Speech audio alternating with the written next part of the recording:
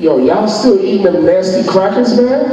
We done had a sister make some of them crackers are nasty, man. That's why we made the homemade unleavened bread. That thing, let me speak for myself. Let me be honest. I have never, ever liked that Manischewitz. I used to think something was wrong with me, man.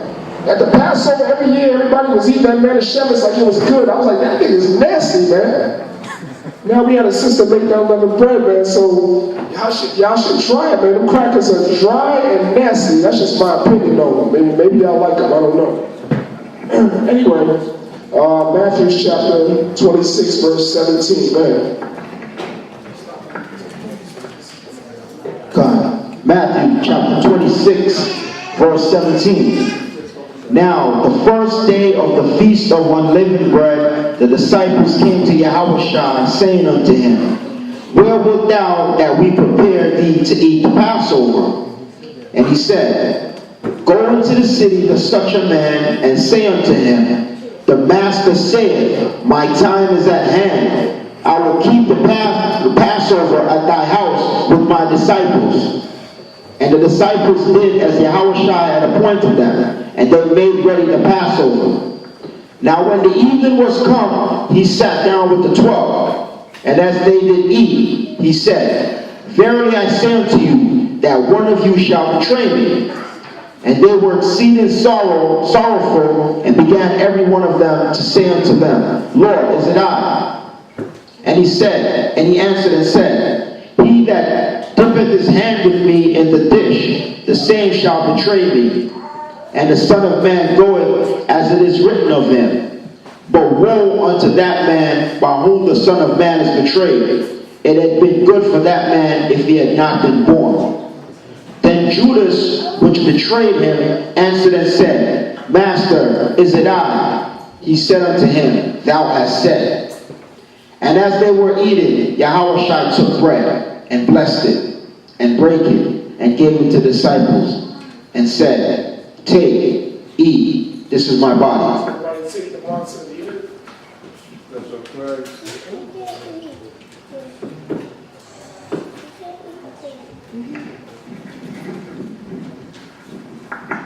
We say in Hebrew, Barakatah Yahweh, Ha'awa'an, Nefemadawa, Lacham, which is blessed be the Most High that gives us this bread to eat. Alright? Verse 27. And he took the cup, and drank, and gave it to them, saying, Drink ye all of it. For this is my blood of the New Testament, which is shed for many for the remission of sins. Right, so we would say in Hebrew, Barakatah Yahweh, Ha'awa'ah, Nefemadawa, Paryah, Ha'kapan, Laya Sha'ala, Thawada, Aman. Yeah, Rock, I know my Hebrew is not like yours. I know. It's the Hebrew man. It's the Hebrew teacher, y'all. I'm telling y'all. I got to sit down and get some more lessons. Right? Read verse 29 real quick.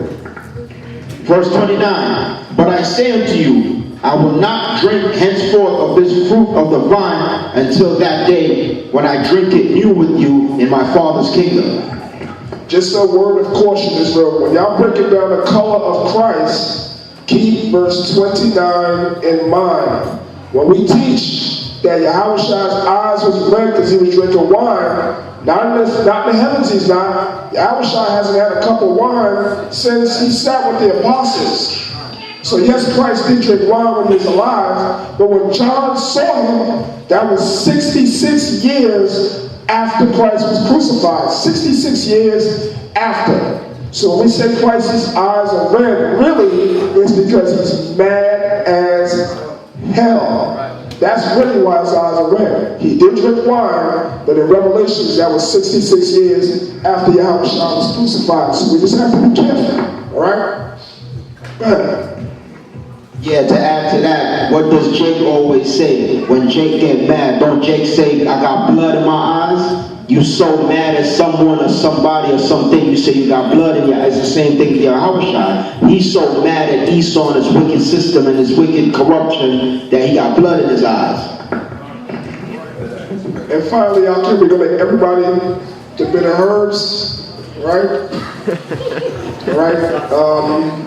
I'm praying that nobody has a small piece. All right, everybody eat the bitter herbs. Everybody eat the bitter herbs. Eat it. Yeah, put it in your mouth and eat it. Yo, where's my son? Banlawya, where you at? Come here, man. Come here. I want to make sure that you eat some bitter herb, man. I want to make sure. Because you talk a lot of stuff about how tough you are. So I want you to eat it in front of me. I'm sorry, y'all. This is just a personal thing. You got some bitter herb, man? This is a tough guy right here. Give him a little piece. Give him a little piece, because he ain't gonna give you a big piece. Give him a little piece.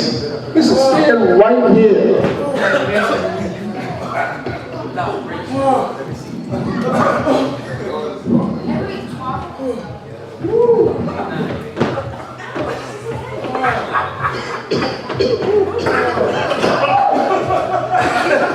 Where you going? Don't shoot the one.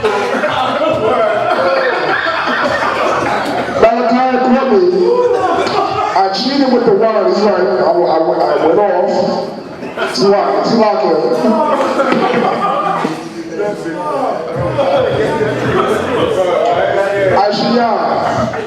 watch Kevin, man. Make sure he don't spit that thing out. He need to eat that, man. Make sure he don't spit it out. He talk a lot of tough guy stuff, you know, like a teenager now.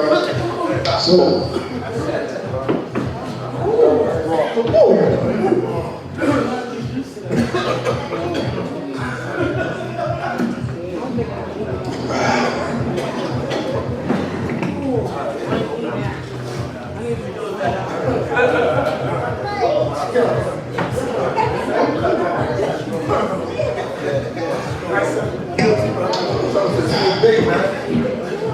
Yeah, guilty as charged, brother. Guilty as charged, man. It was on sale, $5.98 a Fairway, man. You lucky I had enough money to get the organic bitter herbs, you know what I'm saying? It's all good though, brother.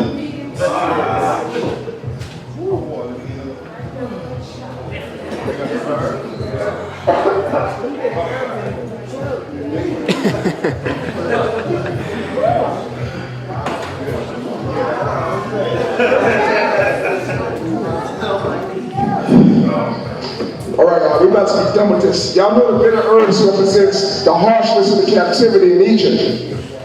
We call it hell in Egypt, and the bitter herbs represents the harshness of the captivity that we call Egypt. Now think about it, real quick, and then we're going to be done. Just think about this for a second.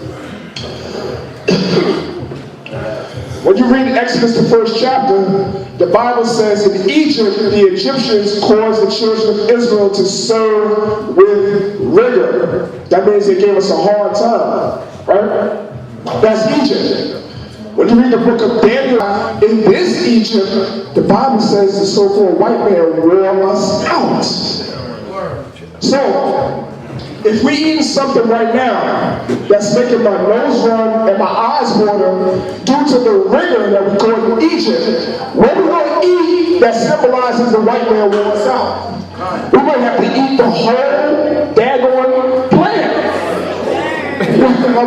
I'm gonna leave a little body because I might pass out. Because that thing is strong. But hold on now. What kind of root we gonna eat that's gonna remind us about the slavery? Like in Django, like in 12 Years a Slave. What kind of root we gonna eat that's gonna justify that? Because that was some serious oppression that we went through, man. You understand what I'm saying? You married to a woman, she about to give birth, and the white man string her up, cut her belly open, and stomp on the child's head?